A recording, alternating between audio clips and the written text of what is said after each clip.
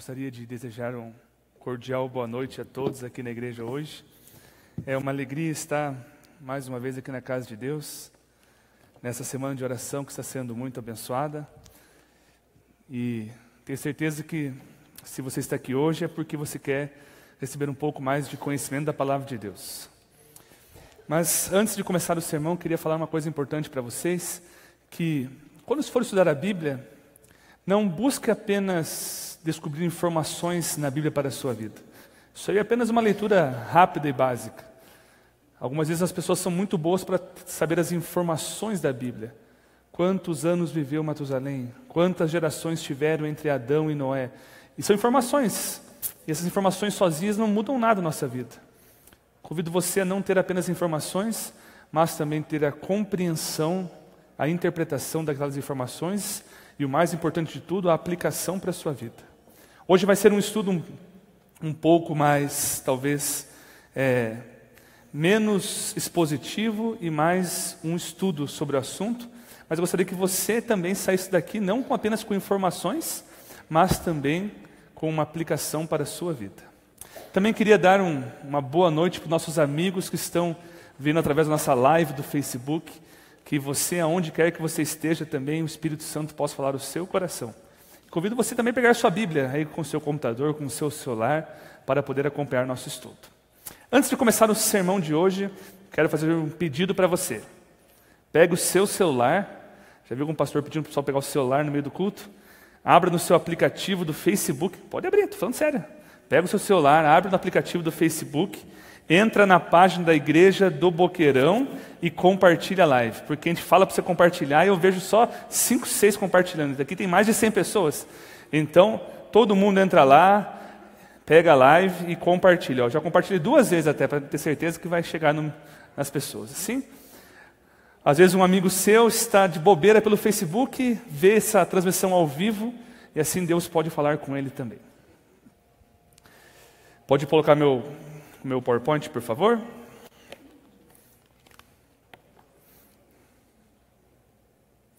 Se o teu 3G é ruim, não tem problema. Você pode demorar um pouquinho para pôr lá.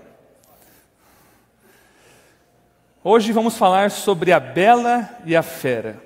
Um estudo sobre Apocalipse 17. Por que esse capítulo da Bíblia, ele chamou tanto a atenção das pessoas nos últimos anos?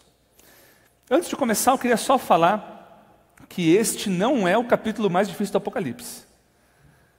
Existem capítulos muito piores. O capítulo 8 e 9 do Apocalipse, as 7 trombetas, é o capítulo que mais tem dificuldade de ser interpretado. E há um consenso entre os teólogos adventistas de que as 7 trombetas são a parte mais complexa de ser estudada no livro do Apocalipse. Então, apesar de ser um tema não tão simples, não é tão difícil. Eu tenho certeza que você, com as ferramentas certas, tem toda a capacidade de entender o que João quer falar para nós. E se você veio todas as semanas aqui, você já está pegando várias peças desse quebra-cabeça. Porque cada dia a gente falou um pouquinho sobre o Apocalipse, vamos ver como isso tudo se junta hoje para entendermos um pouco mais sobre a Bela e a Fera. Mas por que Apocalipse 17 chama tanta atenção das pessoas? Ora, porque no dia 11 de fevereiro de 2013, uma notícia chocou muito as pessoas, principalmente dentro do mundo cristão. Pela primeira vez em 600 anos, um Papa renunciou. O Papa Bento XVI abdicou ao seu papado e então, alguns dias depois, o Papa Francisco assumiu. E esse assunto, quando aconteceu isso, não sei se você lembra, no começo de 2013, foi um boom nas redes sociais. O assunto se tornou o assunto mais comentado dentro de todas as mídias sociais. Pessoas que não tinham nenhum envolvimento com religião, meios seculares, todos falavam sobre o assunto. Essa troca de papa foi o trending topic do Twitter durante vários dias. Eu lembro que algumas pessoas que não tinham, humoristas, por exemplo, falavam o seguinte: nossa, finalmente o RH da igreja escolheu alguém que é bom, finalmente. Outros falavam o seguinte: nossa, um papa que me representa. Outros falavam o seguinte: maravilhosa escolha. E são pessoas seculares. Porque quando chegou dentro do mundo cristão, principalmente dentro da igreja adventista do sétimo dia, quem sabe que é uma igreja que gosta de estudar mais o livro do Apocalipse, Surgiram mensagens como: somos a última geração, a profecia se cumpriu, Apocalipse 17 diante de nossos olhos. Sermões pregados em várias igrejas falavam sobre esse assunto, dizendo: estamos vendo o cumprimento de uma profecia, sempre relacionado a Apocalipse 17. Mas o que a igreja fala e pensa sobre esse assunto? Quando nós olhamos para as publicações da nossa igreja, livros, estudos, folhetos, percebemos que nem os acadêmicos, nem os administradores fizeram um grande esforço para interpretar Apocalipse 17, principalmente os versos 7 a 11, que falam dos 7 reis. Ellen White tampouco fala sobre esse tema. Se você pegar todos os seus escritos, e tem alguns aplicativos que mostram extensivamente todos os seus escritos por capítulos, vai ver que ela tem quase nada escrito sobre Apocalipse 17, e nada sobre quem são os 7 reis. O aparente desinteresse da nossa igreja reflete talvez a dificuldade da passagem. Realmente não é uma das passagens mais simples. E alguns pensam, isso não é importante nem essencial para a nossa identidade adventista. Por isso, eu queria trazer para você uma análise cuidadosa do texto e trazer uma perspectiva adventista do 7º dia. E é claro, como sempre venho falado, principalmente quando são assuntos polêmicos, que tem pessoas que divergem do meu pensamento, eu não sou o dono da razão, eu não sou o dono da verdade, apenas sou um intérprete da Bíblia, que amo as profecias da Bíblia. E de acordo com aquilo que eu já li e estudei, e eu digo para você que eu li muito sobre esse assunto, tenho livros de todas as interpretações da nossa igreja. Pessoas que defendem uma interpretação, outra, e eu digo que são várias interpretações. Eu tive, sim, o privilégio de ler todas elas, analisar com cuidado e ver cada argumento. Então, do meu ponto de vista, o que mais condiz com a nossa natureza interpretativa como adventista do 7º dia é aquilo que eu vou apresentar para vocês. Então, vamos lá. Convido você a pegar a sua Bíblia e abrir em Apocalipse 17. Afinal de contas, esse vai ser nosso estudo de hoje.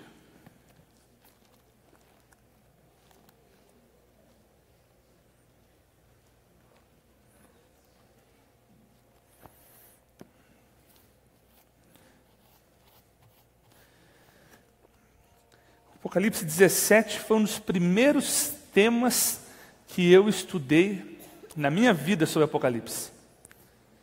Quando eu tinha 9 anos de idade, meu pai chegou lá em casa com um livro capa preta, com uma besta vermelha na frente. O nome do livro é Os 7 Reis de Apocalipse 17. E eu li esse livro e achei interessantíssimo aquilo que ele falava. É claro que a interpretação que ele deu já não faz mais sentido hoje em dia, porque ele interpretava que o Papa João Paulo II, ele iria morrer ou abdicar, viria outro, depois o Papa João Paulo II iria voltar ou ressuscitar. Então, como isso não aconteceu, percebemos que esse livro já não está correto nessa interpretação final. Mas eu fui apresentado esse tema nesse livro, eu achei aquele livro fantástico. Mas meu pai falou assim, isso aí está tudo errado. E me deu uma explicação que eu vou falar ela aqui hoje, que também eu vou ver que não tem nenhum sentido. É um tema complexo. Eu tenho esse livro até hoje. Esses dias atrás eu reli novamente. E é um tema que chama a nossa atenção. Por isso, todos acharam Apocalipse 17? Vamos orar a Deus então? Querido Pai, mais uma vez a Tua palavra vai ser aberta, Senhor. E a gente pede que o Espírito Santo nos dê entendimento. Possa falar ao nosso coração. E o livro do Apocalipse é a revelação de Jesus Cristo. Que nós possamos entender o que Apocalipse 17 quer falar de Jesus. E saber que isso aqui não é uma coisa fechada, não é um enigma, mas é uma revelação da Tua verdade. Nos ajuda a entender isso, é o que eu lhe peço em nome de Jesus. Amém. Apocalipse 17, vamos ler o verso 1 e o verso 2. O sermão, como eu falei, o título é A Bela e a Fera. Então, vamos começar pelo primeiro desses dois personagens, a Bela. Apocalipse 17, verso 1 e 2. Diz assim: Veio um dos 7 anjos, que tem as 7 taças, e falou comigo, dizendo: Vem, mostrar-te-ei o julgamento da grande meretriz, que se acha sentada sobre muitas águas, com quem se prostituíram os reis da terra, e com o vinho de sua devassidão foi que se embebedaram os que habitam na terra. Então a visão nos é dada por um anjo. E esse anjo, ele veio e levou João a visão até um lugar, para mostrar o julgamento da meretriz. É interessante que a descrição que João utiliza, lembrando que a nossa principal chave para entender o livro do Apocalipse é o Antigo Testamento, João ele utiliza um texto lá de Jeremias para descrever. No livro de Jeremias, capítulo 51, convido você a, como nós fizemos em Apocalipse 13, marcar o texto de Apocalipse 17 e ir lá para Jeremias 51. Jeremias 51 é um oráculo profético contra a Babilônia, um juízo contra a Babilônia. Vamos perceber que as figuras que João utilizou para escrever Apocalipse 17 são tirados desse capítulo. Se você quer usar uma linguagem mais técnica, a gente fala que o arcabouço teológico no qual João baseou-se Apocalipse 17 é Jeremias 51. Pelo caso do nosso tempo, não vamos poder ler todo o capítulo, vamos ler apenas 2 versos. Mas se você quiser entender Apocalipse 17 com mais profundidade, convido você a chegar na sua casa e ler Jeremias 51. Mas olha só o verso 7. Diz assim: a Babilônia era um copo de ouro na mão do Senhor, o qual embriagava toda a terra, e do seu vinho beberam as nações, por isso enlouqueceram. Agora olha o verso 13. Diz: tu que habitas sobre muitas águas, rica de tesouros, chegou o teu fim à medida da tua avareza. Perceberam? João vai falar da taça cheia de mentiras que enganavam os reis da terra e falou que Babilônia era uma cidade situada sobre muitas águas. Exatamente como Jeremias descreveu o juízo sobre Babilônia. Por isso, volte lá para Apocalipse 17. O que isso tem de relevante para nós? Ora, só lê Apocalipse 17, verso 5 também. Diz assim: na sua fronte, da prostituta, achava-se escrito um nome e um mistério: Babilônia, a grande mãe das meretrizes, das abominações da terra. Por que isso é relevante para nós? Porque o oráculo que Jeremias escreveu contra a Babilônia estava condenando Babilônia. Só que na Bíblia, a palavra Babilônia em hebraico é a palavra Babel. Quando você vai na Bíblia hebraica, tanto a torre que os descendentes de Noé e seus filhos levantaram após o dilúvio, quanto a cidade onde Nabucodonosor reinava, ambos são iguais, Babel. E o que significa Babel? É interessante que Babel é um nome para confusão. Só que se você for estudar com mais profundidade, for pegar a raiz por detrás da palavra Babel, vai ver que ela significa literalmente porta de Deus. Nossa, o que esse nome tem a ver, porta de Deus? Quando você entende por que eles construíram uma torre, a torre tinha por objetivo não fazer um negócio tão alto que podia chover e eles iam sobreviver. Não. A torre era um desafio a Deus. Eles queriam construir uma torre que chegasse até a porta de Deus. Lembra quando Sansão derrotou a cidade e arrancou as portas da cidade? Essa era uma prática comum dos conquistadores, porque nas cidades muradas, quando os portões eram derrubados e levados, falava o seguinte: vocês estão derrotados e não podem mais se defender contra a gente. Aquele povo lá na Torre de Babel, eles queriam levantar uma torre que ia até o céu, e lá arrancar as portas de Deus e vencer a Deus. Por isso Babel é um símbolo para a humanidade em rebelião contra Deus. A humanidade tentando tomar o lugar de Deus. E quando você vai para o livro de Daniel, você percebe que as ações de Nabucodonosor com os exilados de Jerusalém eram exatamente essas. Ele tentava determinar qual é a comida deles, como Deus determinou. Tentou mudar o nome deles, como Deus mudou. Queria transformar eles em sacerdotes babilônicos, como Deus estabeleceu sacerdotes levitas. Nabucodonosor estava tentando tomar atitudes divinas para ele mesmo. E é isso que Babilônia significa. O homem tentando tomar o lugar de Deus. O homem em rebelião contra Deus. Por isso nós vamos falar agora de um poder, que é um poder humano, que está tentando tomar o lugar de Deus, mas na verdade está em rebelião contra Deus. E por que ela é uma meretriz? Porque ela é uma prostituta. Como Jeremias falou, ela embebedou, Babilônia embebedou e enganou as nações da terra. A relação entre os reis da terra, entre a política e a religião, é uma relação ilícita. Religião e política não se misturam. A igreja e o Estado têm que ser coisas completamente separadas. Porém, Babilônia tem a mentalidade de que não, a igreja deve determinar como o Estado trabalha. Ela vive numa relação ilícita, uma relação adúltera. Por isso ela é uma prostituta. Esta é a Bela. E quem que é o outro personagem da nossa história? É a fera. A fera está lá no Apocalipse 17, o verso 3. Que diz: transportou-me o anjo em espírito a um deserto e vi uma mulher montada numa besta escarlate, besta repleta de nomes de blasfêmia, com 7 cabeças e 10 chifres. Só abrindo um parênteses aqui, lembra ontem quando nós falamos sobre os 144 mil, que eu li esse texto para vocês aqui e travei e não lembrava do que estava se tratando? Então, só relembrando, João ele ouviu do anjo que ele iria ser transportado ao deserto, ver uma mulher sentada sobre muitas águas. Mas quando ele foi lá e viu, ela estava sentada sobre o quê? Sobre a besta. Então, a diferença entre ver e ouvir do Apocalipse 17 era muitas águas e besta. Ele ouviu muitas águas e viu a besta. Mas ambos significavam a mesma coisa. Só para quem veio ontem e eu cheguei aqui no Apocalipse 17 não lembrava qual era o argumento que eu estava querendo desenvolver. Mas esta é a besta. Besta é um animal, lembrando sempre. E animal na profecia simboliza um poder. E nós vamos ver que no livro do Apocalipse já apareceram alguns poderes. Na verdade, 3 poderes já apareceram, nós estudamos isso na segunda-feira, a trindade satânica.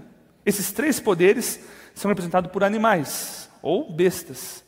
Quem são eles? Vamos ver? Vamos lembrar. Nós tivemos a besta da terra, lá de Apocalipse 13, a besta do mar e o dragão. Como é a besta da terra? Ela é um cordeiro que fala como um dragão. Essa besta da terra pode ser a besta do Apocalipse 17? Ela tem 7 cabeças e 10 chifres? Não. Então não é. A besta do Apocalipse 13, ela é um animal que tem 7 cabeças e 10 chifres. Opa! A besta do Apocalipse 13 pode ser a besta do Apocalipse 17. E o dragão de Apocalipse 12? É um dragão com 7 cabeças e 10 chifres. Então pode ser também.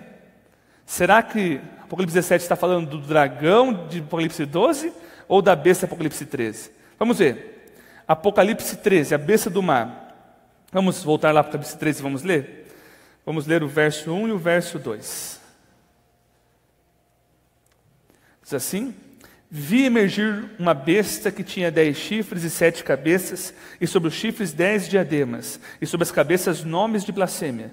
E a besta que vi era semelhante ao leopardo, com os pés como de urso, e a boca como de leão. E deu-lhe o dragão o seu poder e seu trono e grande autoridade. Então Daniel viu uma besta com 7 cabeças e 10 chifres, e ela tinha elementos que são repetidos de Daniel 7. Mas olha que interessante, se nós pegarmos todos os animais de Daniel 7, e juntarmos num único bicho só, como esse bicho ficaria? Vamos pensar comigo. Quantas cabeças tinha o leão? Me ajudem.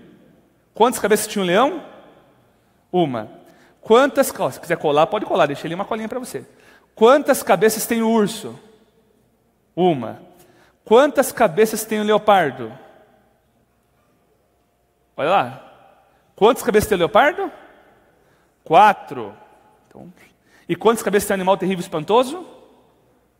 Então, se nós juntarmos os 4 animais de Daniel, capítulo 7, quantas cabeças nós temos? 7 cabeças. E quantos chifres tem os animais? Bem, o leão não tem chifre nenhum, o leopardo não tem chifre nenhum, o urso não tem chifre nenhum, e o animal terrível e espantoso tem 10 chifres. Então, se nós pegarmos os 4 animais, como fez aquela figura ali, e juntarmos os 4 bichos num bicho só, vamos ter um animal com o quê? 7 cabeças e 10 chifres. É exatamente isso que João está falando. Lembra? Apocalipse 13 começa com um resumo de Daniel 7. Só que aqui fala alguma coisa desse animal ser vermelho? Falou algo sobre ser vermelho aqui? Não. E é interessante que na Apocalipse 17 ele dá esse detalhe específico. E em profecia os detalhes são importantes. Por que João descreveu a cor do animal? Ora, porque o próximo animal que nós vamos ver, que é Apocalipse 12, vira uma página na sua Bíblia, ele é exatamente como João descreveu em Apocalipse. vemos um dragão no deserto, que é um animal que tem 7 cabeças e 10 chifres. E é um animal vermelho. Olha só como diz o verso 3. Viu-se também outro sinal no céu. Eis um dragão grande, vermelho, com 7 cabeças e 10 chifres. E nas cabeças 7 diademas. Então, um animal de 7 cabeças e 10 chifres, vermelho. Aí você começa a perceber as semelhanças que existem entre Apocalipse 12 e Apocalipse 17. Em Apocalipse 12 e 17 são os 2 únicos capítulos de Apocalipse onde aparece o deserto. Apocalipse 12 e 17 são os 2 únicos capítulos da Bíblia onde aparece uma mulher. Apocalipse 12 e 17 temos um animal vermelho com 7 cabeças e 10 chifres. Então são muitas semelhanças entre esses 2 capítulos para nós apenas ignorá-las. Ambos estão extremamente conectados. Um mostra o dragão perseguindo a mulher verdadeira. No outro mostra uma mulher prostituta montada em cima do dragão. Uma fala da religião pura e remanescente, que carrega a tocha da verdade. A outra fala da religião que é apóstata, que começou com uma mulher pura, porque era uma mulher, uma igreja, era a igreja cristã. Mas a igreja cristã apóstata. A igreja cristã conforme os homens mandam, não conforme Deus. Nós temos então 2 mulheres no Apocalipse. Quem são essas 2 mulheres? A gente vai ver isso hoje um pouquinho mais. Volte para o 17. Vamos ler o verso 4. Como é essa mulher de Apocalipse 17? E já vamos contrastá-la com a mulher de Apocalipse 12, que diz: achava-se a mulher vestida de púrpura e de escarlata, adornada de ouro e de pedras preciosas e de pérolas, tendo na mão um cálice de ouro, transbordante de abominações e com as imundícias da sua prostituição. Olha só como João contrasta essas 2 mulheres. A mulher de Apocalipse 12, pura. A mulher de Apocalipse 17, corrompida. As joias que a mulher de Apocalipse 12 usam, se você for comparar com Apocalipse capítulo 21 e 22, são as mesmas joias que adornam a Nova Jerusalém. Uma mostra a religião verdadeira, a outra a religião contrafeita. E essa religião contrafeita tem um nome na Bíblia, Babilônia, onde mistura-se a verdade com o erro. O seu cálice, como nós vimos no livro de Jeremias, seria a maneira como ela embriagaria as nações. E esse cálice representam todas as doutrinas pagãs que foram misturadas com a doutrina verdadeira para embriagar as nações. Você sabe disso. A igreja romana, ela começou a incorporar alguns elementos das religiões de Roma para poder ganhar conversos. Assim começou a adoração aos santos, a adoração à imagem, mudança do dia de guarda, purgatório e tantas outras doutrinas que foram incorporadas ao credo, não baseado na Bíblia, mas baseado em tradições, querendo incorporar o paganismo. Por isso, as suas doutrinas embriagam a todos. É um cálice de abominações. E o verso 6 diz: então vi a mulher embriagada com o sangue dos santos, com o sangue das testemunhas de Jesus. E quando vi, admirei-me com grande espanto. A igreja, que era pura, se tornou corrupta durante a Idade Média, perseguiu e matou milhões. Milhões de mártires deram a sua vida porque não concordaram com as abominações que ela estava ensinando. João, quando vê isso, o que ele fica? Espantado. Olha o que ele falou no verso 6. Quando vi isso, me admirei, me espantou. Então veio o anjo e vem explicar a visão para João. E é muito importante nós fazermos a diferença entre a visão e a explicação. Essas 2 coisas são fundamentais para se entender o capítulo, entender a estrutura do texto. Então, João foi levado em visão e viu uma mulher assentada sobre uma besta, e essa mulher tinha uma cálice com abominações. E agora o anjo vai explicar para João o que significa tudo isso. Vamos ler os versos 7 e verso 8. O anjo, porém, me disse: por que te admiraste? Dir-te-ei o mistério da mulher e da besta que tem as 7 cabeças e os 10 chifres, e que leva a mulher.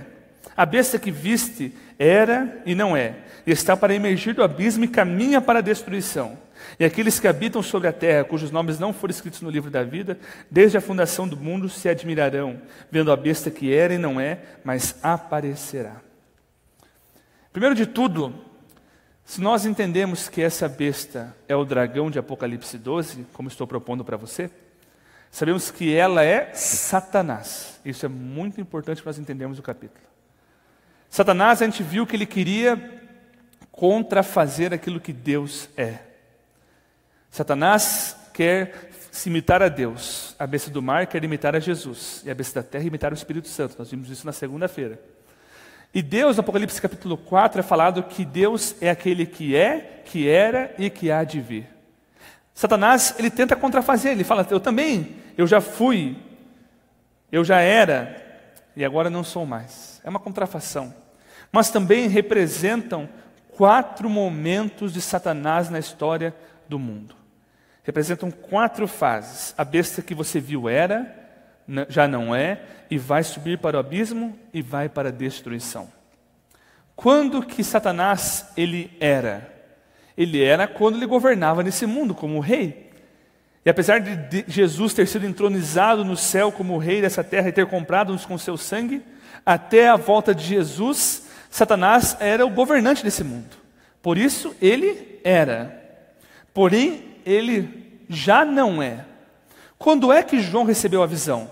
Lembram? Olha o verso 1, me ajudem. Quando é que João recebeu a visão? Deixa eu falar isso mais para frente. Mas é no final das 7 pragas. E o que evento acontece ao final das 7 pragas? Vocês sabem? Pode falar sem medo. O que acontece ao final das 7 pragas? A volta de Jesus. Então João está passando no final das 7 pragas. Como Satanás ficará ao final das 7 pragas? Preso por 1000 anos na terra. Por isso ele era, mas agora ele já não é. Agora, no tempo que João está tendo a visão, ele já não é mais, porque João está tendo a visão lá onde? Lá no tempo das pragas. Mas ele vai subir do abismo. O que a Bíblia fala sobre o abismo? Fala que a terra vai ficar igual ao abismo, em Apocalipse 20. O milênio é comparado ao abismo, lá de Gênesis. Ele vai subir do abismo, ao final do milênio, para tentar um último ataque contra Deus. Mas qual vai ser o fim dele ao final do milênio? A destruição. Percebe que está mostrando como Satanás é? Ele era, já não é, vai subir do abismo e vai para a destruição. Essa parte, praticamente, todo mundo concorda que é assim que se entende, dentro da igreja adventista. Os versos polêmicos são os próximos, que é o verso 9 ao verso 11, que diz, aqui está o sentido, quem tem sabedoria, as 7 cabeças são 7 montes, nos quais as mulheres está sentada. São também 7 reis, dos quais caíram 5, um existe e o outro ainda não chegou. E quando chegar, tem de durar pouco. E a besta que era e não é, também é ele, o 8º rei, que procede dos 7, e caminha para a destruição. Agora aqui começa o grande debate. Quem são esses 7 reis que a profecia está falando? Mas antes de entrar no assunto, eu queria falar para você sobre 3 escolas de interpretação da Bíblia. E essas 3 escolas tentam explicar quem são os 7 reis. Nós temos o preterismo, nós temos o futurismo, e nós temos o historicismo. O que fala cada uma dessas escolas? O preterismo, eu vou ler para você a definição da enciclopédia que eu achei. Não é uma definição adventista, você vai ler. Vou ler para você. O preterismo foi criado pelo padre jesuíta português Luís de Alcazar e é a metodologia mais popular para o exame do Apocalipse e dos livros proféticos do Antigo Testamento, entre os eruditos críticos. Esta escola é também conhecida como a contemporânea histórica. Entendem que a grande maioria das profecias, ou quase todas, cumpriram-se na destruição de Jerusalém em 70 depois de Cristo. Então, os preteristas creem que as profecias da Bíblia todas se cumpriram no final do 1º século. E foi criado, ou foi esquematizado pelo padre jesuíta Luís de Alcazar. Esse é o preterismo. E atualmente, as grandes denominações protestantes tradicionais, como batistas, metodistas, presbiterianos, a grande maioria dos teólogos defendem o preterismo. A segunda escola que existe é o futurismo. Vou ler aqui a enciclopédia fala. O futurismo foi criado pelo jesuíta Francisco Rivera e é uma interpretação da Bíblia, da escatologia cristã, baseada no cumprimento das profecias do livro do Apocalipse e dos livros proféticos do Antigo Testamento, em geralmente num futuro literal físico, de apocalíptico e global. Então, o futurismo ele foi criado falando que as profecias se cumprem distantes do profeta, num futuro distante. Foi criado pelo padre jesuíta Francisco Rivera. E a terceira escola, o historicismo. Olha o que diz a enciclopédia. O historicismo é uma escola de interpretação que trata das profecias escatológicas dos livros do profético do Antigo Testamento e do Apocalipse, procurando encontrar a realização terrena ao longo da história da era da igreja primitiva, especialmente em relação à luta entre a igreja verdadeira e a apostasia. Essa interpretação era emergente dentro da igreja primitiva. O historicismo se tornou uma interpretação dominante escatológica nos conflitos entre protestantes e católicos da Reforma. A abordagem historicista foi tomada por Martinho Lutero e João Calvino. Entre os protestantes conservadores, o historicismo foi suplantado no século XIX pelo futurismo, com o surgimento da teologia dispensacionalista. A vertente historicista continua a ser ensinada nas igrejas resultantes do movimento adventista. Então, a própria enciclopédia está falando que o historicismo era como a igreja primitiva interpretava as profecias, foi como os reformadores interpretaram as profecias, mas infelizmente apenas a igreja adventista hoje em dia interpreta dessa maneira. Por que as outras denominações aderiram ao futurismo e ao preterismo? Por causa que, após a Reforma Protestante, que este ano completa 500 anos, a Igreja Católica ela parou para fazer uma autoanálise das suas doutrinas e dogmas. Esse encontro se chamou Contra-Reforma. E a Contra-Reforma queria dar respostas para os questionamentos que a Reforma trazia sobre ela. E uma das coisas que a Reforma fazia era o que nós cremos. Apontava a besta de Apocalipse 13, a ponto pequeno de Daniel 7, como sendo a igreja romana. Assim, mas como nós podemos interpretar Daniel e Apocalipse sem dizer que somos nós? Então esses dois padres jesuítas, Francisco Rivera e Luiz de Alcazar, eles criaram uma outra maneira de interpretar a Bíblia. Deixa tudo lá no passado, deixa tudo lá no futuro. E esse período da igreja onde nós estamos vivendo não é profecia sobre isso. É claro que dentro da igreja adventista nós não temos o preterismo e o futurismo como ensinaram os padres jesuítas, mas os seus princípios são adotados, infelizmente. O que é historicismo? Historicismo são profecias cumpridas na história? Não, isso não é historicismo. No preterismo também as profecias se cumprem na história passada. No futurismo as profecias também se cumprem na história futura. Historicismo é entender que as visões que Daniel e João tiveram se cumprem desde o seu período até a volta de Jesus. Um longo período de cumprimento histórico. Por isso, historicismo ou gramático histórico. Então, quando a gente joga os cumprimentos de uma visão somente para o futuro, isso é um tipo de futurismo. Não é igual os dispensacionalistas pensam, mas é um princípio futurista. Se a gente fala que tudo se cumpriu lá no passado, é um tipo de preterismo. E alguns intérpretes adventistas aderiram a esses tipos de interpretação. Por exemplo, nós temos teólogos que interpretam de maneira preterista Apocalipse 17, falando que os 7 reis são 7 imperadores ou são 7 formas de governo. Por exemplo, falam que pegam lá 7 grandes imperadores. Porém, um estudioso do livro do Apocalipse chamado David Aune, ele falou que existem 9 listas contraditórias de imperadores no meio acadêmico. Então, não tem nem como dizer, porque não existiram apenas 7 imperadores. E se você for determinar um período de tempo para contar 7 e acabar, vai forçar um princípio que não está na Bíblia. Por isso, nós não cremos nisso. Outros dizem, não, são 7 formas de governo de Roma. E falam monarquia, depois república, depois império, consulado, triunvirado, patriciado e sistema papal. Eu estudei História na USP 2 semestres, mas não sou especialista em História Romana.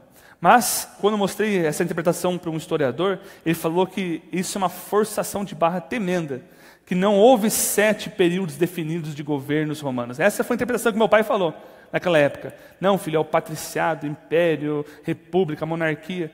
E eu percebi que não fazia muito sentido, porque o que isso tem a ver com o que João está falando? Ignora todo o contexto do julgamento da meretriz, as 7 pragas, tudo para forçar um negócio.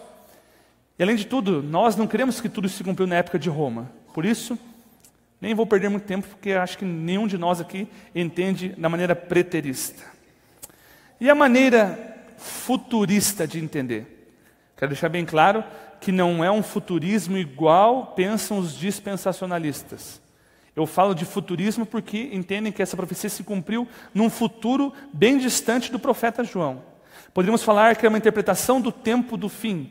Talvez seria mais correto, porque eles não pegam e interpretam como os pentecostais. Mas eu vou chamar de futurismo porque, no princípio de que é futuro do perspectiva de João. É uma teoria de desenvolvimento recente, no final da década de 80 e início da década de 90, dizendo que a besta é a cidade de Roma, e seus 7 reis seriam os 7 últimos papas, contando desde o momento em que Benito Mussolini devolveu as terras papais, no ano de 1929. E se nós pegarmos a lista de papas a partir de 1929, nós temos o seguinte. Temos lá Pio XI, não sei falar essa contagem, que governou de 1922 a 1939. Pio XII, Pio XII, de 1939 a 1958. João 23, de 1958 a 1963. Paulo VI, de 1963 a 1978. João Paulo I governou apenas 33 dias. Olha só, esses são os 5 que passaram. Que você fala, né? 5 já foram, 5 caíram. Nós temos um existe. E como eu falei, essa profecia começou a ser entendida no final da década de 80, início da década de 90. Então aqueles 5 haviam passado. João Paulo II, que foi Papa de 1978 a 2005, era o um existe, João Paulo II. E depois nós temos o quê? Bento XVI, que foi de 2005 a 2013. Esse seria o 7º. E após ele viria o 8º rei. Mas esse 8º rei tinha que proceder do 7, é o que fala a profecia. Então, quando Bento XVI renunciou, ele estava dando uma corregência. Isso aqui é um SIC, estou falando o que eles interpretam. Para Francisco, assim como Daniel, capítulo 5, Belsazar era corregente com seu pai, Nabonildo. Então Francisco seria o 8º, que procede dos 7, por isso seria o último Papa antes da volta de Jesus. E as pessoas ficaram animadas com isso, porque apesar de ser um cara simpático, é um bom velhinho, então não vai durar muito tempo. Então Jesus vai voltar muito rápido. Mas será que esta é a interpretação correta? Novamente estou falando, não sou aqui dono da verdade, não quero dizer que tudo que eu vou falar é 100% correto, mas de acordo com o meu estudo dessa interpretação e da Bíblia, eu posso dizer que eu tenho 4 razões para que essa teoria não seja a teoria correta. Vou dizer por quê. Primeira razão, as cabeças da besta são da besta Apocalipse 13? Por quê? Alguns intérpretes dessa teoria falam que as 7 cabeças da Apocalipse 17 são as mesmas 7 cabeças da Apocalipse 13. Por isso são 7 papas. Mas o que o texto diz? O texto diz, olha só. Verso 9. Aqui está o sentido. Que nem sabedoria, as 7 cabeças são 7 montes nos quais não está sentada, e são também 7 reis. Interpretação básica do português. As cabeças e os reis são símbolos para a mesma coisa ou para coisas diferentes? As 7 reis, 7 montes, são também 7 reis. Ambos são a mesma coisa ou coisas diferentes? A mesma coisa, também significa exatamente isso, né? Se eu sou palmeirense, mas também sou pontagrossense, quer dizer que eu sou palmeirense e pontagrossense, são as duas coisas. Alguns interpretam e falam assim, não, Os 7 montes são uma coisa e os 7 reis são outra coisa. Mas a Bíblia fala que os montes e os reis são o quê? A mesma coisa. Mas ignorando esse básico de português, as cabeças de Apocalipse 13 são 7 papas? Faz sentido dentro do contexto de Apocalipse 13? A gente viu que não, porque as cabeças são as cabeças de Daniel 7. E se fossem 7 papas, teria sentido Apocalipse 13, o verso 3, que diz lá? Então vimos de suas cabeças como golpeada de morte, mas essa ferida mortal foi curada, e toda a terra se maravilhou segundo a besta. A ferida mortal foi sobre um papa específico? Claro que não. Se pegar o livro Grande Conflito, a Ellen White tem diversos textos que diz que a ferida mortal marca o fim dos 1260 anos, não de 1798. Então não faz sentido dizer que as cabeças que aparecem em Apocalipse 17 são as mesmas cabeças de Apocalipse 13, porque as cabeças de Apocalipse 13 são as cabeças de Daniel capítulo 7. E a ferida mortal sobre uma das cabeças, notem bem, João é claro, não fala que a besta sofreu a ferida mortal, mas uma de suas cabeças sofreu a ferida mortal. Se as cabeças eram 7 papas, depois de 1929, como a ferida mortal poderia ter sido dada em 1798? Não faz sentido. Por isso que eu descarto essa teoria. Um segundo argumento. As cabeças são da mulher ou são da besta? Novamente uma aula de interpretação bíblica. As 7 cabeças são da mulher ou são da besta? Me respondam. Da besta, concorda comigo? Fala que a mulher tem 7 cabeças aqui? Claro que não, a mulher tem uma cabeça só, e a besta tem 7. E que significa isso, esses símbolos? A mulher representa a religião corrompida, a igreja apóstata, a igreja romana. A mulher representa isso. E o que significa a besta? A besta é o poder que sustenta a mulher. Poderes políticos, sempre animais na Bíblia simbolizam poderes políticos. Apocalipse 17 fala sobre uma religião corrompida que é carregada através de poderes políticos. E as cabeças são da mulher que representa a religião, que representa Roma, ou da besta? Da besta. Então esses reis são o quê? Reis políticos, não reis da mulher. Não faz sentido colocar o início da contagem em Apocalipse 19, em 1929. Porque a besta não está relacionada ao poder romano. A mulher foge para o deserto. Apocalipse 13 fala que a besta é do mar, não é a besta do deserto. Por isso Apocalipse 13 não está relacionado a Apocalipse 17. E a mulher foge para o deserto, e quando a mulher está lá no deserto, o dragão persegue a mulher no deserto. Por isso que eu falei, existe uma clara conexão entre o capítulo 12 e o capítulo 17. As 7 cabeças, que são 7 montes, e são também 7 reis, são cabeças da besta, do poder político. Terceiro ponto, qual é o tempo em que se passa a visão? Existem apenas 2 tempos nesse capítulo. Um é o tempo onde João estava lá em Patmos. O outro tempo é quando João foi levado em visão. E para quando João foi levado em visão? Nós temos vários elementos no capítulo que nos indicam que ele foi levado para o final das 7 últimas pragas. Olha só os paralelos, nosso tempo está correndo, não vou poder estudar com calma. Mas, tanto na 6ª praga, quanto em Apocalipse 17, nós temos o rio Eufrates, a seca do rio Eufrates, uma batalha dos filhos de Deus contra os que são salvos, a vinda do Cordeiro. Muitos elementos repetindo a 6ª praga e a visão de João. E quem levou João para aquela visão foi um dos anjos que estavam levando as 7 taças. Então, provavelmente, é uma proposta, é o anjo que carregava a 6ª taça. Então, ou João estava, ou, o que eu quero falar com isso? Ou os verbos da profecia têm que ser entendidos no tempo de João em Patmos, ou no tempo onde ele foi levado em visão. Isso nos leva ao 4º ponto. Qual é o tempo dessa profecia? Quando é que 5 caíram, 1 existe, um há de vir e durará pouco tempo?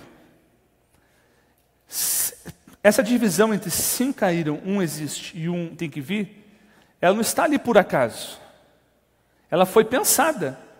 Tinha que haver uma razão para isso. Porque não falou assim, são os 7 reis, ponto final. Por que o anjo ele explica dessa maneira? Tem que ter um sentido. Os defensores dessa interpretação dos 7 papas dizem que a profecia, os verbos, têm que ser entendidos no tempo em que a profecia começa a ser entendida. Nós vamos pôr esse desafio à prova. Mas antes queria trazer uma situação do pastor John Paulin. E a menos que você tenha uma visão de binóculo, você não vai conseguir enxergar. Por isso eu vou ler para você. À luz da sessão prévia, nós podemos distinguir entre o tempo das visões apocalípticas e o tempo de sua interpretação. Em visão, o profeta pode viajar a qualquer lugar do universo, em qualquer ponto do tempo, incluindo todos os caminhos para o fim do mundo.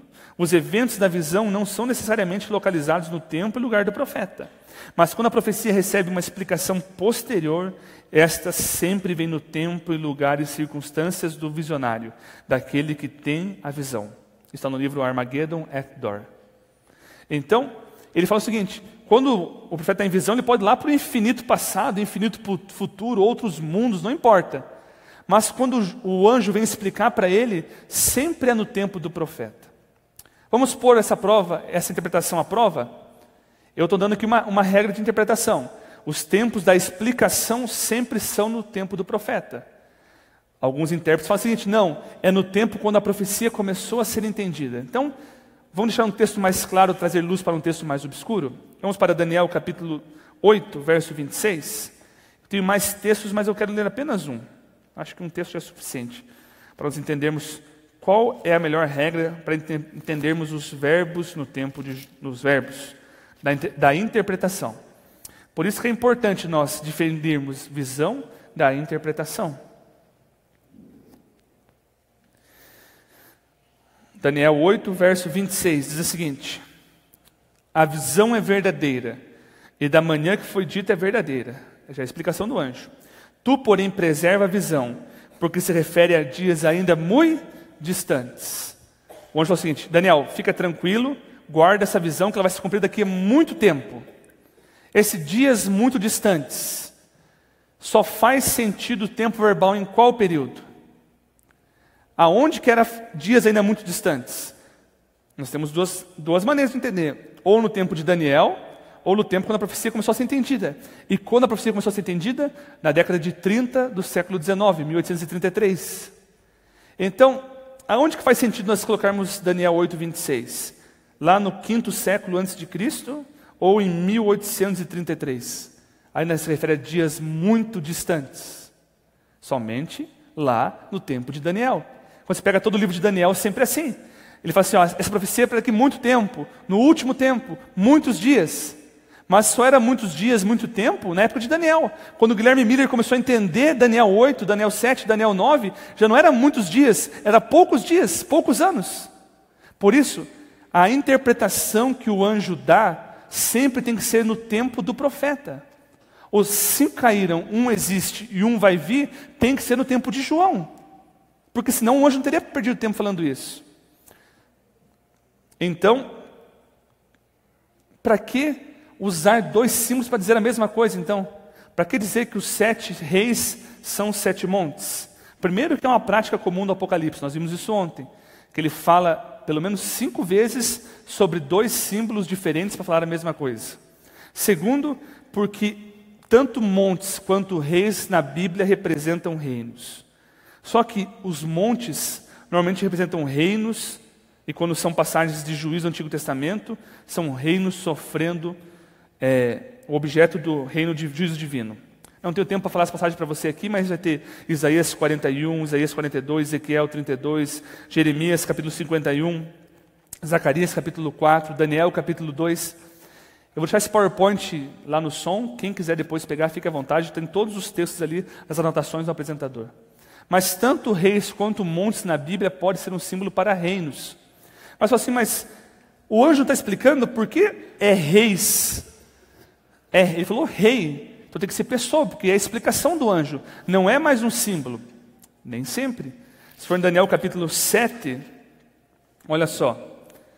Daniel capítulo 7, o verso 17, nós temos a explicação do anjo. E o que o anjo fala sobre os 4 animais? Ele fala o seguinte, Daniel 7, verso 17. Esses 4 animais, que são quatro reis que se levantaram da terra. O anjo está falando, os 4 animais são 4 reis. Mas a gente interpreta os 4 animais como 4 reis, 4 pessoas, ou 4 reinos? 4 reinos. Então a gente pode sim falar que mesmo na explicação do anjo, o rei, na verdade está falando do reino. É uma metonímia. O todo falando pela parte, ou a parte falando pelo todo. Então, rapidamente, qual seria a interpretação que eu acho a mais coerente? E a interpretação historicista. Mas, novamente, dentro do historicismo nós temos diversas interpretações. Você pode ter ouvido uma que não é aquela que eu vou falar hoje. Mas esta interpretação é aquela que eu achei a mais coerente com o contexto bíblico. Vamos lá. Daniel 12, verso 1 a 3, fala de uma mulher. Quem é essa mulher? Nós vimos isso no domingo. Essa mulher representa o sonho de José, porque lá está os quê? O sol, a lua e as 12 estrelas. E o que representa isso foi quando Israel foi formado. Foi quando o povo de Deus foi formado. E na tradição bíblica judaica, a mulher grávida tendo a luz de parto é um símbolo da esperança messiânica. E a agonia física que ela está sofrendo é porque ela está sendo perseguida, porque Satanás não faz se cumprir a promessa. Por isso a mulher está sofrendo. E por que essa mulher está sofrendo? Porque o dragão está tentando devorar o filho que iria nascer. E como o dragão vai devorar o seu filho? Através das suas cabeças, que simbolizam nações, eu estou dizendo a interpretação, que tentaram acabar com o povo de Israel e assim a promessa do Messias não se cumprir. Então, entendendo que o animal de Apocalipse 17 é a mesma vez de Apocalipse 12, se nós entendermos quais são as cabeças do dragão em Apocalipse 12, nós podemos entender quais são as cabeças dos 7 reis de Apocalipse 17, concorda comigo? Então, quais foram os grandes impérios mundiais que tentaram destruir completamente o povo de Israel? Não são inimigos do povo de Israel, são aqueles que tiveram poder e oportunidade para destruir Israel. Nós tivemos exatamente 7. Primeiro, o Egito. Tentou destruir o povo de Deus, matando todos os meninos. E depois disso, o faraó e o exército, que foi tragado pelo Mar Vermelho. Depois do Egito, tínhamos a Assíria, que destruiu o reino do norte, as 10 tribos. E só não destruiu o reino do sul, porque Deus interviu pela fidelidade de Josafá, com aquele exército que tinha milhões de soldados contra o povo de Israel. Depois disso, Babilônia destruiu Jerusalém, matou quase toda a população e levou um remanescente como cativo. Depois disso, Medo-Pérsia, outra nação que quase todos os judeus foram mortos. Se não fosse pela coragem e intervenção de Ester e Mordecai, o povo de Israel seria completamente destruído nos tempos dos persas. Tentaram acabar com o povo de Israel. Depois disso, os gregos, sendo que os reis Seleucidas, que era um dos 4 reinos de Daniel capítulo 7, tentaram acabar com a religião verdadeira, tentando misturar com o paganismo, o judaísmo. Chegou um momento onde foi proibido ser judeu, e era obrigado no templo de Deus ser sacrificado porcos no lugar de ovelhas. E uma estátua de Zeus foi colocada no lugar santíssimo, uma estátua de Zeus. Tentaram destruir completamente o reino de Israel, a religião de Israel. Mas os macabeus foram lá e conseguiram libertar o povo de Israel. Nós pegarmos a perspectiva de que 5 existem, 5 caíram do tempo de João, são exatamente esses 5 impérios que passaram agora. Um existe, Roma pagã, que destruiu Jerusalém no ano 70. E após a vinda de Jesus, perseguiu milhares de cristãos nas arenas, matando aos milhares. Quase acabou o cristianismo. E depois, não conseguindo apenas vencer pela perseguição, fez o quê? Tentou misturar o cristianismo com o paganismo. Um existe. E essa mistura levou o quê? Ao Roma papal. As perseguições e inquisições, onde milhões de hereges foram levados à fogueira. E a Bíblia foi proibida de ser circulada, e quase foi queimada. E o povo de Deus foi quase totalmente extinto. 7 impérios, 7 poderes políticos que tentaram destruir o povo de Deus. É isso que Apocalipse 12 está falando. Mas Apocalipse 17 fala do 8º rei, o verso 8. Daniel, Apocalipse 17, verso 8. Quem seria esse 8º rei? Diz o seguinte: e o 8º rei, a besta que era, não é, e também é ele, o 8º rei que procede do 7. Ele fala que o rei é a própria besta. Quem que é a besta? Satanás. Então o oitavo reino seria a besta. É interessante que o oitavo poder vai ser a última confederação do mal. No momento onde Ellen White descreve que o maior engano satânico vai existir, que vai ser a falsa volta de Jesus. Satanás mesmo, ele vai fingir ser Jesus, tentar enganar todos para perseguir o povo de Deus. Percebe? O oitavo rei é a própria besta, é o próprio Satanás, fingindo que é Jesus, levando todo mundo para a última confederação do mal contra os filhos de Deus. E ele procede do 7, porque vai ser o poder papal restaurado. O poder papal que foi ferido de morte completamente em 1798. Começou a ser curado quando foi eleito o próximo Papa, vai ser completamente restaurado quando vier o falso Cristo. E vai levar à última perseguição do povo de Deus. Porém, os defensores dessa teoria futurista falam assim, 2 problemas que querem invalidar a profecia e a interpretação que estou dizendo para você. Esses 2 problemas, Apocalipse 12 ajuda a resolver. Quais são esses 2 problemas? Primeiro, travou aqui. Uma profecia sempre é interpretada do profeta para frente, nunca do profeta para trás. E o segundo problema seria o que duraria pouco, que era o 6º, o 7º, foi o que durou mais. Vamos ver o que Apocalipse 17 fala sobre isso, que Apocalipse 12? Sim, concordo. Na maioria das vezes, a profecia é do profeta para frente. Porém, algumas vezes, o profeta fala de coisas passadas no seu oráculo, na sua profecia, na sua visão. Algumas visões falam sobre o passado, presente e futuro. Por exemplo, Apocalipse 12. Me digam, a guerra no céu, a expulsão de Satanás, foi passado, presente ou futuro para João? Passado. Jesus ser morto e arrebatado ao céu, foi passado, presente ou futuro para João, na época que estava sendo o livro de João. De Apocalipse, desculpa. Passado. Então Apocalipse, capítulo 12, fala sobre o passado, o presente e o futuro. Por que não entender que Apocalipse 17 também fala do passado, presente e futuro? A frase sempre é do profeta para frente, ela não se aplica a todas as profecias, então não existe uma necessidade de aplicar esse Apocalipse 17. E a questão do pouco tempo.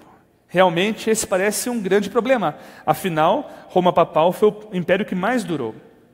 Porém, alguns pensamentos. Lá não diz que seria o menor dos 7. Diz que seria pouco tempo. Mas Apocalipse 12 nos ajuda a entender novamente. Eu quero ler o último texto dessa noite. Apocalipse 12, o verso 12. Apocalipse 12, o verso 12.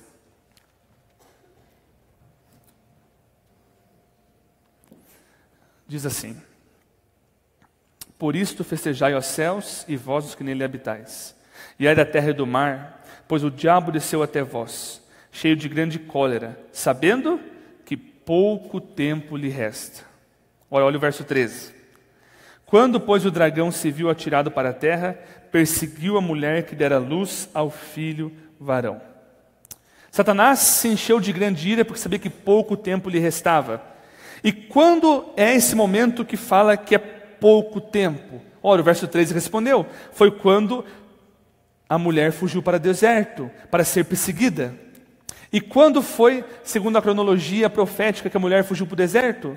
Nos 1260 anos. E qual era o poder, se nós formos as 7 cabeças, que perseguiu a igreja durante 1260 anos? Roma papal.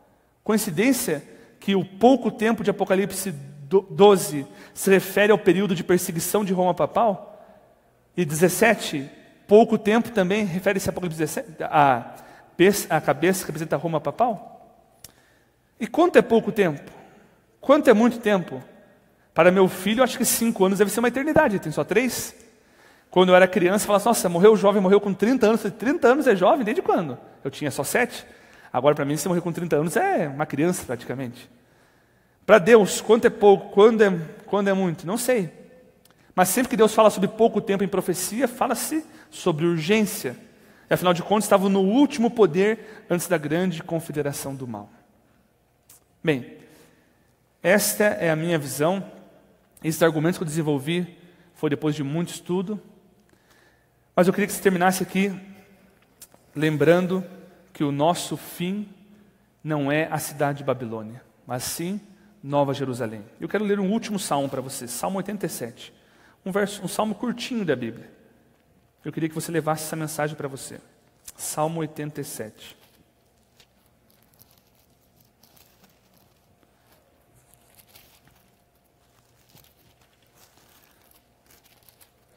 Diz assim: fundada por ele sobre os santos montes, o Senhor ama as portas de Sião, mais do que as habitações todas de Jacó.